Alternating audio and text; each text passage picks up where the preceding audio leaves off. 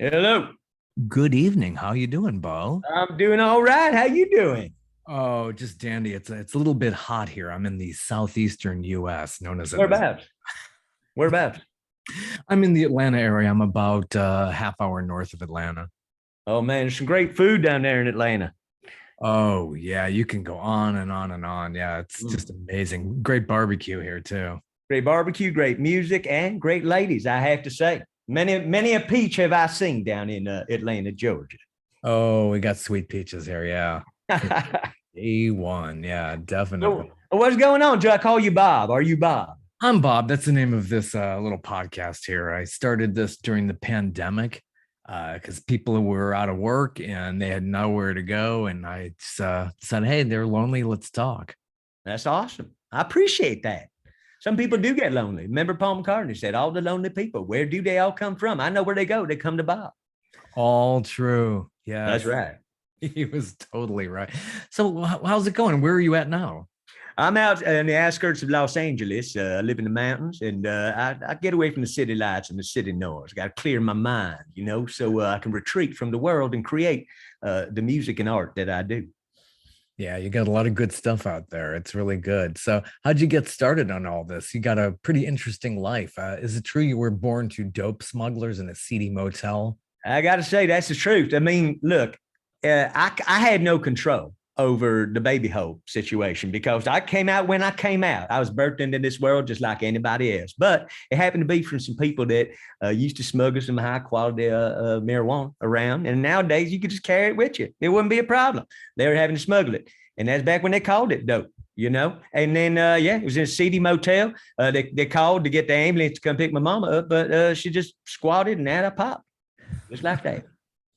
No doctor around to slap you or anything like that? Not at all. It was literally old school style. Just she put me out of her baby hole onto the shag carpet, and there I was. I was all ready for action. I don't know what was happening. I was just So nobody who got to cut the cord.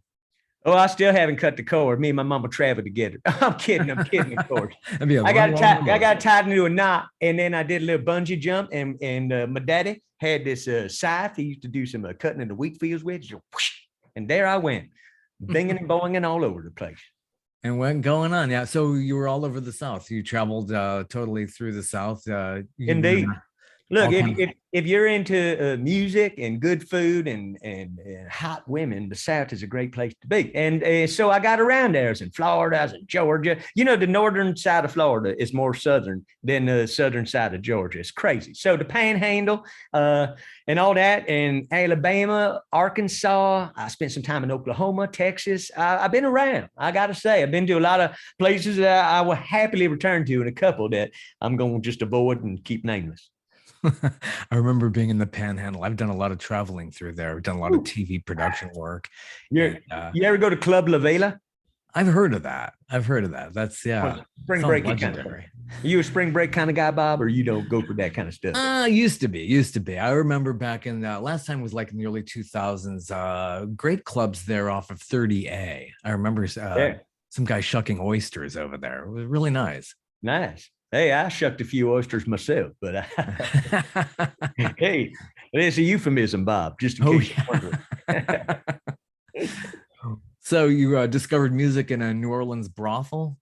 So here's the deal. Some of my biggest heroes discovered music themselves, sitting at the elbow of boogie woogie players in some of these brothels, turpentine camps, and places like that. So when I started getting into playing boogie woogie piano, which was my first instrument, my first love, the places you would go that would actually have a piano you could play boogie woogie on were sometimes some saucier, seedier sides of the experience of the humanity here. So yeah, I wound up in some brothels, and there's one place I was playing on the piano there, and an orgy full of, I'm not kidding, like actual Hold on. naked people Ah. having relations happening behind me.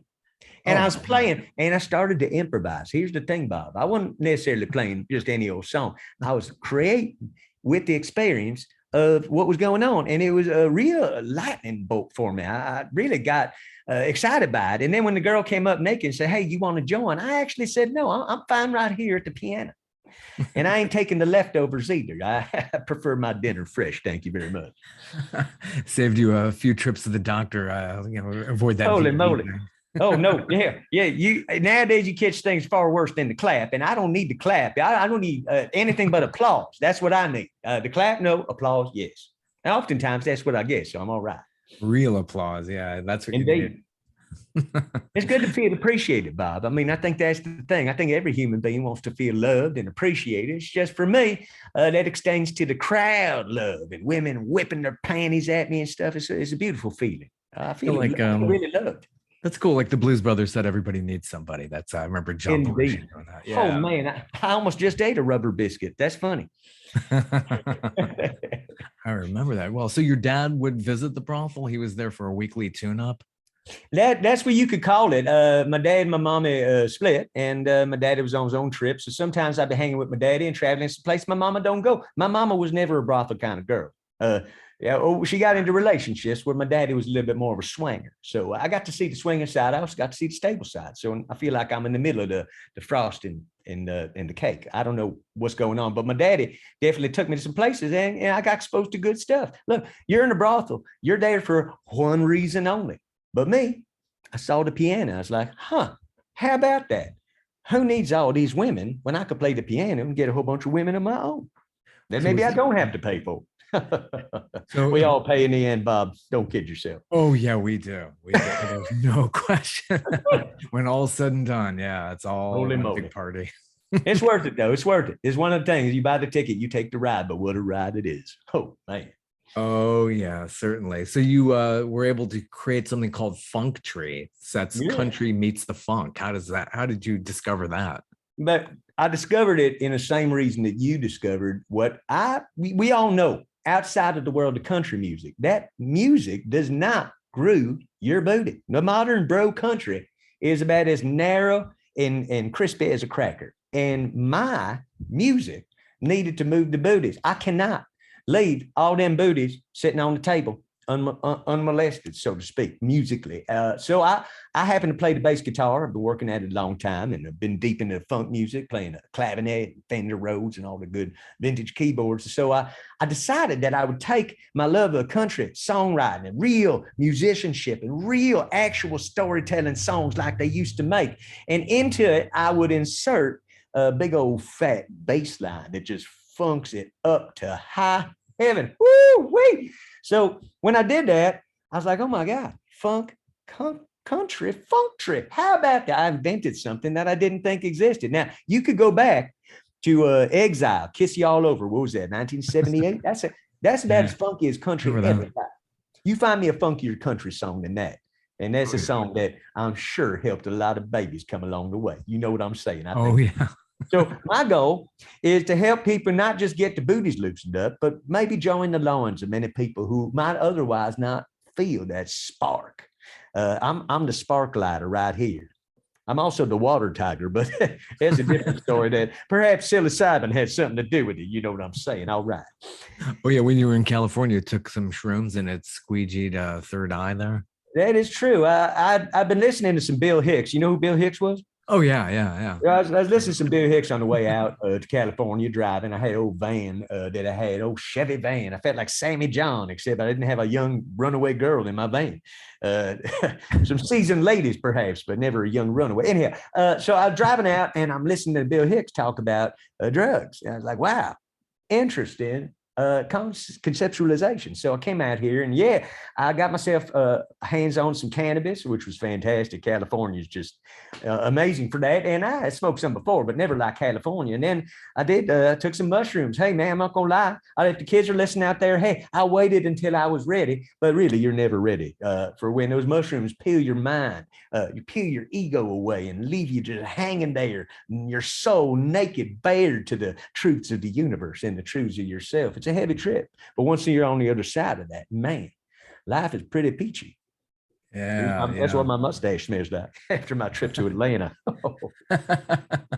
That thing will definitely grow. So everything is being basically all in one with your new single called "It's So Hard." Inspired by countless panties thrown on stage. So you're like Tom Jones in that sense. Well, yeah, Tom and I have a little bit in common. I mean, I wiggle my hips and the ladies scream. That's right. And I don't have the Welsh thing down. And Tom looks like he may have thrown down a little more hardcore in some different areas than I may have. But look, that guy's a legend. And the legend of the panty throwing with him, it's like equating the Grateful Dead and Fish, because both have a crowd that follows them around. Totally different bands. You know what I'm saying? So Oh yeah. yeah, we both get panties thrown at us, but mine may be younger, fresher, and a little tighter. How's that getting received all around? Everybody, cranking up that song. You're getting good reception wherever you're playing that.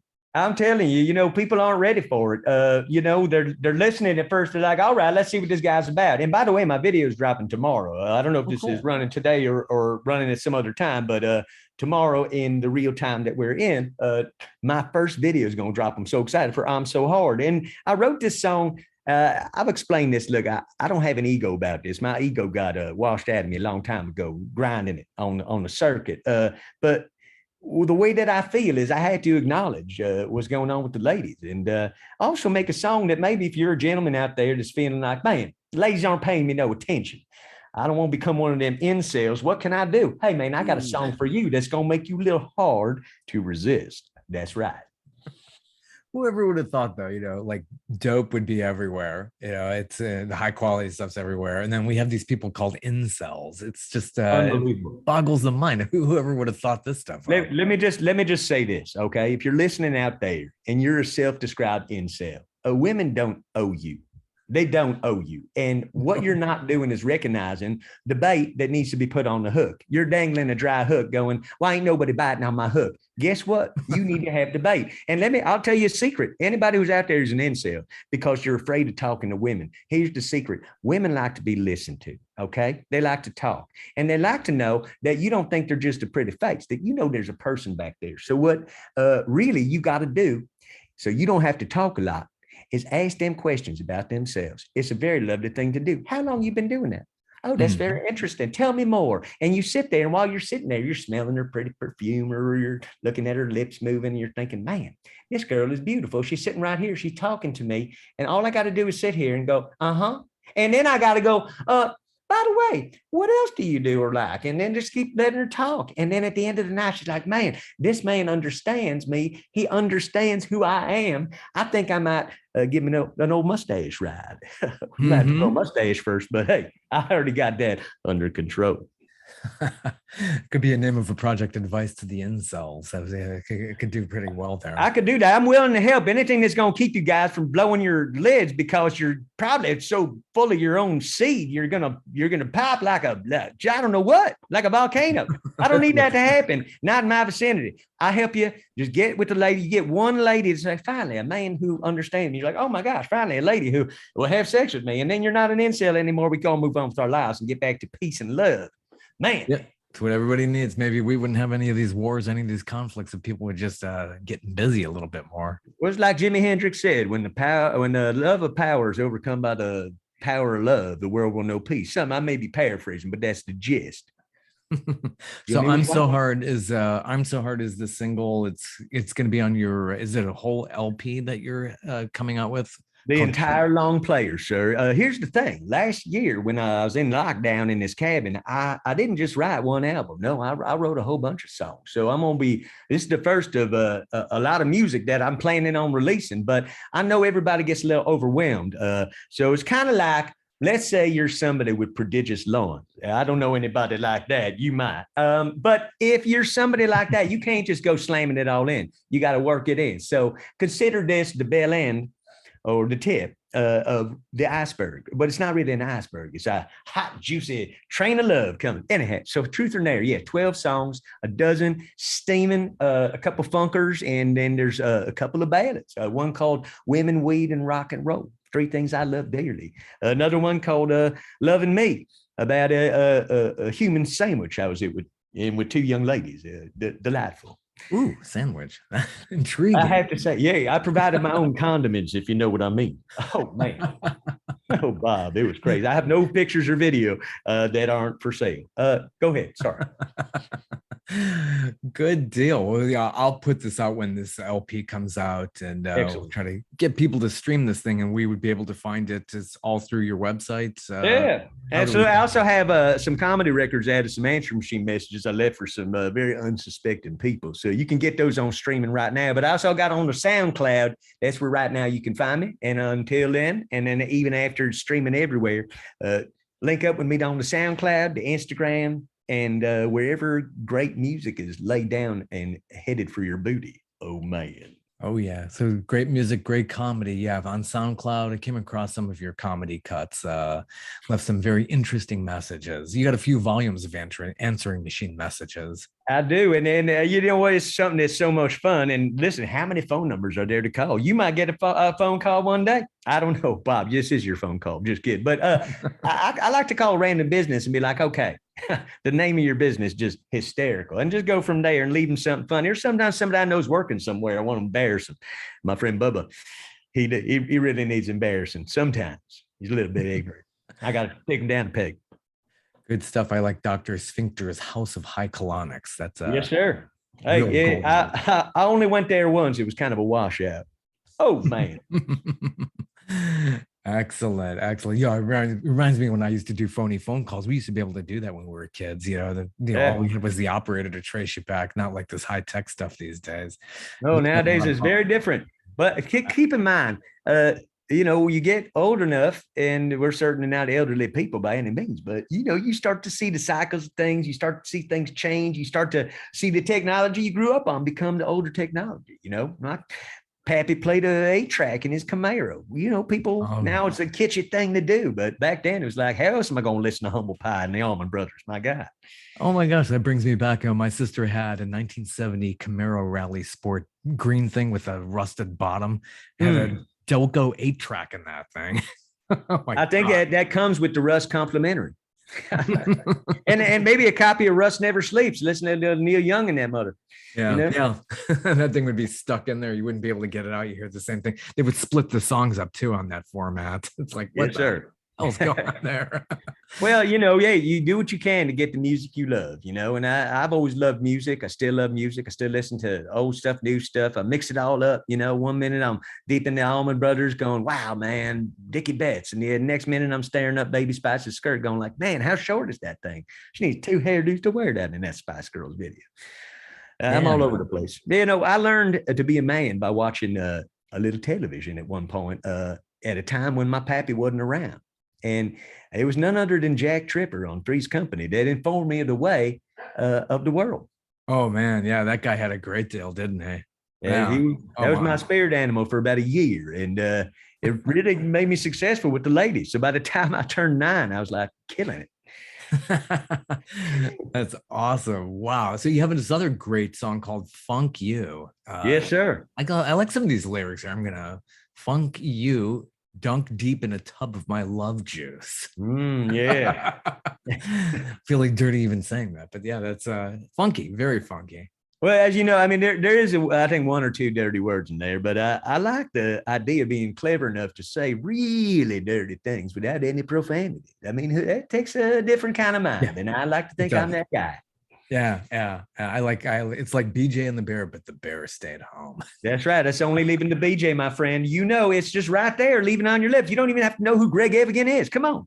Yeah, Claude Akins. Oh my, nobody. Well, using my 2 dads as well. BJ and the Bear, my 2 dads. It sounds like the kind of show that I don't know what's going on, Greg Evigan. It's all good with me. Hey, this is Pride Month, man.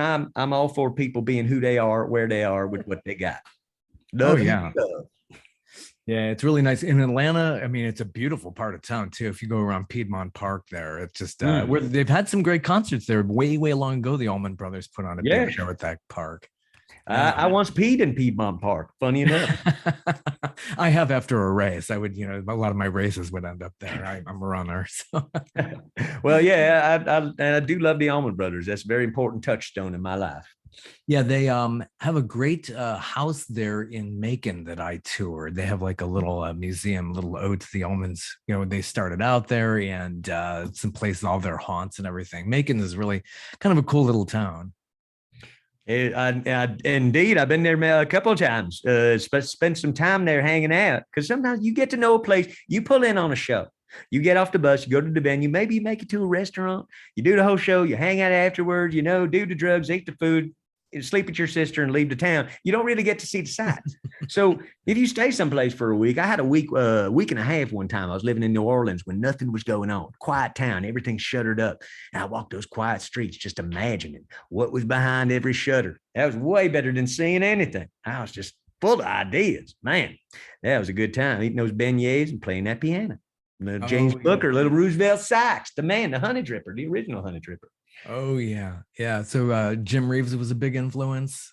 Absolutely. Well, the voice. Listen, he's forgotten. He died early in an accident, but he's very much forgotten in the roots of country. And I think if you listen to his voice, you will hear a style in him that doesn't quite have as many predecessors behind it, but afterwards, a lot of people were into that style. And so, yeah, singing along with his stuff and Marty Robbins and all the good old stuff is how I got into the country. I was like Southern rock and roll, a big Rush fan, and I listened to a lot of different kinds of music. But it turns out with country music coming out, you could definitely go back to Jim Reeves, big time. He big important touchstone as well.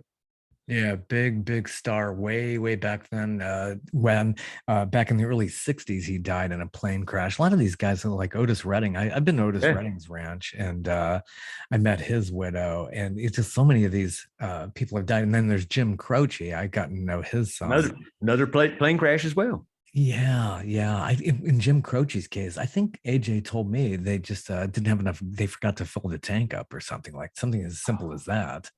Man, that's why I made it a point that I'm never going on a plane crash. That doesn't sound like my kind of ride. Not a great career move. I could say that. No. I'm going to take the bus everywhere. Across the ocean? Sure. Make that float. The floating bus. No, it's all good. I fly where I got to go. I go where I got to go when I'm needed. More importantly, where there's a fat wad of cash and a big bag of doobies waiting for me, I'm going to be showing up. You know it. Yeah, so it's pretty nice in LA. You're able to relax, and then you got the ocean, you got everything out that way. Everything. Well, I'm big on the boogie board. If you know anything about Beau Nair, that it may be not common for a country outlaw music superstar to actually be a wave rider, because Nashville's landlocked. You ain't got no waves there. Right. Most people stay there. I happen to live in California, right near where there's some beautiful waves. I get out on my boogie. I put on my fins, I drop and do a big fat barrel. Oh my goodness gracious. It's one of the greatest feelings ever. It's like the ocean just swallows you up and spits you out. And then I go back for the re-rinse. Amazing. Nice. So you get any comments? I mean, hey, here's this guy, this boogie woogie guy just out there. And I have a cousin out there who has been a surfer for years. It's all about where's your local break. And I tend to travel around a lot because guess what? You get too hooked to a local, and you only see one side of things. It's like a woman. You can't just kiss her on the neck. You might got to get down to the boobies and the butt and the feet. Hey, I'll kiss your toes, lady. Yeah. As long as they're clean. I don't like dirty feet. You know? They don't have that out in California, that's for sure. Yeah. Oh, there's some dirty-footed women out here. Don't kid yourself, Bob. Don't think you got the lock on dirty-footed woman in Georgia, but a good dirty woman. I don't mind. I don't mind if it's a good dirty. If it's stinky, like sweaty feet dirty, no thanks. But if you've actually been in the dirt and we're all rolling around in the dirt, all right. I'll get dirty with you. All up for that. So you're going on any big tour, or how does that going to work for you this year? Well, here's the deal. We're coming out of this whole pandemic, right? And a lot of my musician friends that I know are in various stages of going on the road and touring and doing shows here and there. I've been working so hard at all the music and the recording and the playing. I play all the instruments on my stuff, so I don't have like a dedicated band. But what I'm hoping is that as this music catches on and more music comes out, people start to kind of get down with my role, that I build a demand. And once I have a demand, well then, I'm going to get me a band to supply the demand. And that's when it's going to happen. Because here's the thing, all right? Most people who play in the country music scene, they might sing, they might play an instrument, but they don't necessarily write the songs, sing, play the piano, play the bass, play the guitar, play the drums, write string instrumentations if that's what's needed, play all sorts of other stuff. and also rock on the boogie board. Oh man! So I feel like I'm put me in the category of the Prince or the Frank Zappa of country music, and then we can put me in my own wing, set me up shop, and let me rock your booty. There we go. Yeah, the Frank Zappa of the Funktry. And you read my lyrics, you know what I'm about. It's not the normal thing, is it? No, not at all. And you'll see things in there. You'll be like, did he just reference the Lord of the Rings? You're dang tootin', Frodo. So how do these lyrics come to you? Just a stream of conscious, whatever's on your mind. You just like run to the recorder and say, I got to get this into a song. Sure, the unlocking of my mind by cannabis and psilocybin has been a magical experience. And I got to tell you, sometimes the ideas flow forth in a way that I can't even explain. Some people say, oh, it's like an antenna and I'm getting in a signal. No. All of this music came from within. I just had to crack the shell and let it out. A lot of people out there get super tight. They hug their shell real tight. They don't crack it open. That's where I come in. I crack it open. I let them breathe. I let them puppies breathe sometimes too. So, it's important. So yeah, sometimes I get an idea and a song just comes right out. Blah, blah, blah, blah, blah, blah, blah. I just wrote a song last night. It came out. It's not the funkiest tune I ever wrote.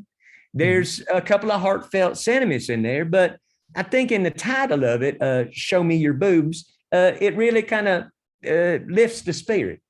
It says, show me your boobs. Who doesn't like a song called Show Me Your Boobs? Maybe grandma, but grandma needs to show some boobs. Hey. Yeah, something for Mardi Gras, definitely. Hey, you can't leave grandma's skills on the table. Everybody forgets about the elderly, but they've worked a whole life to gain skills, and you're leaving them there sitting around because you're afraid of breaking a hip. Come on, grandma. You ain't going to break a wrist, are you? Rode a boat. Am I saying that? I don't know. It could be the psilocybin. So, Bob. Yeah. So what are your favorite Bobs? Who are your favorite Bobs where you say, okay, these are my favorite Bobs? I'm going to assume Marley might be one. Marley's up there. Yeah, definitely Bob Dylan. When you're talking music and actor, how about Bob Crane? How about that movie they did about him? Hey, man. Well, he had a weird kind of private life, didn't he? Yeah. Wasn't that wild, that Greg Kinnear movie? Wow. Yeah, I actually did not watch that. I will have to catch up on that. Was it good? Yeah, it's really good. It's a whole other side to Colonel Hogan that we don't know about. Yeah, crazy stuff. Well, we all grew up watching them reruns thinking, hey, just a guy. But he wasn't just a guy. He's doing some crazy stuff. I mean, I read about his story. I just didn't see the reenactment. Yeah, he had his kinks. That's for sure. Wow. He did. Well, I would say on your list, probably Newhart, maybe Weir. Good comedy there. Oh, great comedy. The Button Down Mind. What other Bobs? Come on, give me a couple other Bobs. Oh my gosh. Let's see. What other Bobs are there? What about Bob O'Reilly? Oh, hey, the Who. Bob O'Reilly. Very good. Yeah. Yeah, well, I'm sure we'll come up with a couple more Bobs as we go along. But anyhow, common name. Yeah. So that's you sing songs that make your mama cry while moistening her granny panties to the max. How did that slogan come up? Well, in the infamous words of the famous New York City rapper MC Paul Barman, my dandy voice makes the most anti-choice granny's panties moist. So there you go. I don't know what that means, but look, like I said, it's ageism to think that a woman's a cougar and then after that she just crawls off and cougars around in the woods. No, you cannot take these older women and leave them be. They need love too, and they feel like no one wants them anymore because they got old. But that ain't what it's all about. It's what I call process of elimination. You go into any nursing home, process of elimination. One of these women has the best oral skills. Just process. She may be mediocre at best, but everybody else is worse, right? Yeah. I leave all them skills on the table. That's why I go down. I spend some time there. I'm in the back room of one right now. Oh, Shady Acres. You guys. Shady Acres. Yeah, seriously. A lot of shady ladies at Shady Acres. Sweet. Yeah. So a few other Bobs. You know what? I really like Bob Odenkirk. That just came to mind. He was terrific. Yeah. But Mr. Show, that was the best. Mr. Show. Yeah. My God, was that? Yeah. Great comedic genius. And then these guys really they become great actors. It's just amazing how they're able to do that. Yeah, David Cross, great comedian, really funny guy. Yeah. Really amazing. He does really good touching on the taboo. It's very hard nowadays to touch on a taboo subject. He does it. Anthony Jeselnik does it. And I do a little bit too, but you got to do it in the right way or people get really offended. And that is okay because when they do, you can play a tiny little violin as their baby tears come down their cheek and you put a little Band-Aid over their little vagina. It's true. Gosh, it's so easy to offend these days too. I mean, how Well, many comedians getting attacked on stage? I think sometimes it's okay to be offended by something and go, oh man, that makes me feel uncomfortable. But then you take those feelings home and deal with them. You don't have to go telling everybody about it. Then you just become a big blabbermouth going blah, blah, blah, blah, blah. And I don't care. I don't care. I really don't care. Yeah. If I think it's funny, it's funny. But I also recognize we're in the 21st century. So some things that don't fly now used to fly. And some people still try to make them fly. Then they go cancel culture when they're getting shut down for using terrible language or telling insensitive jokes. You just can't do stuff like that anymore. You got to realize it ain't funny. And then somebody goes out there and does it and it's taboo, but they get away with it. And you're like, how did they do that? It can be done, but it's got to be done right. Ricky Gervais, he's the guy that does it right. Yeah, how about that special? Wow, that was off the rails there. Off the rails. But he did it. He touched the third rail. He went all the way unapologetically too. That's the way it's got to be. And people can hate on him. He's like, look, you don't just shut it off and go on and watch something else. Yeah. If you're offended by the word vagina, guess what? You're going to hear it a lot in my music. So, okay, don't listen to it. That's okay. But you're going to tell people you shouldn't listen to it because you shouldn't have heard the V word. Hey, you're going to hear the V word and you might even see it little because my fans like to climb on stage, get a little part of the show. It's okay. Yeah. Look, I'll take a panty flash. They kind of ruined the panty flash, all these people with these little cameras and stuff. Now girls can't go around in a skirt anymore. It used to be a girl be sitting, she'd uncross her legs, be like, oh my God, I see some panties. Don't look. Oh God, he looked. Oh my God. Nowadays you can't look. You're a pervert, right? They ruined the panty shot. I'm terrible. That was such a nice, like you find one of them out in the wild, it's like a fairy or an elf. Like, oh my goodness, just for a moment, a momentary glimpse, and then it's gone. And then you put it in your file, you go home later, you work it all out. Oh yeah. You put in the old bank up there. That's true. But everybody's got cameras are everywhere now. Any ladies listening to this, listen, gentlemen work in a certain way. We got our methods, we got our thoughts, and sometimes we got to keep with our thoughts. You don't have to act on your sick thoughts. You can just keep them to yourself, right? Yeah, totally. We're wired that way, and it's very visual. Yeah, well, men have to think of it. This is part of a biological function, so don't take it personally. I just got to release this over there, and I'll come back and be all right as rain. Yep, that's so true. Release the demons. Oh man. Cool. So the new album is coming out, and we'll let everybody know about that. Truth or Nair. Yes, sir. What is do you have a record label? My own record label, Kung Fu Candy Records, and it's just my own thing. I don't think that I necessarily fit anywhere, so I'm gonna build my own shining tower on the hill to light the way for everybody that needs a laugh and a booty shaking. They're gonna be more ass shaking than a earthquake on a donkey farm. Excellent. It's kind of like a Dan Ratherism there. I remember him with all those awesome things. Yeah, absolutely. Wow, man, it's a pleasure talking to you. You're a very good conversationalist. I liked your questions. Thank you very much. And hope to see you here in the ATL. Definitely. Yeah, as soon as I make any sort of show happen down there, and I'm certainly hoping to before the fall is even fallen, I will tell you about it. Love to have you out, and we can have a little after party, maybe, see if any other Bobs show up that are cooler than you, which is not going to happen because you're the coolest Bob I know, Bob. Take care. Thank you so much for joining us. Thank you, my friend. I'll see you soon. Take care. Bye-bye.